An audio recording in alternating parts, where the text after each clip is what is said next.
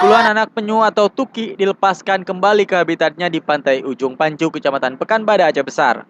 Pelepasan penyu ini dilakukan oleh puluhan pelajar sekolah dasar untuk lebih peduli terhadap lingkungan, juga sebagai bentuk konservasi penyelamatan penyu yang semakin langka di Aceh. Pelepasan 83 ekor penyu jenis lekang ini dilakukan oleh murid sekolah dasar Lambaru Nejib, serta lembaga swadaya masyarakat peduli lingkungan dan Yayasan Lamjabat yang peduli terhadap ekosistem laut dan lingkungan Aceh. Menurut Ketua Yayasan Lamjabat Linda Not, pelepasan penyu oleh murid sekolah ini dilakukan sebagai bentuk edukasi sejak dini agar lebih peduli terhadap kelestarian dan menumpuk kecintaan terhadap satwa liar. Penyu yang dilepas ini merupakan hasil penangkapan warga yang dilakukan di Yayasan Lamjabat di sekitar pantai Ujung Pancu, Pekanbadak. Selain penyu lekang, di kawasan ini juga terdapat penyu jenis belimbing dan hijau.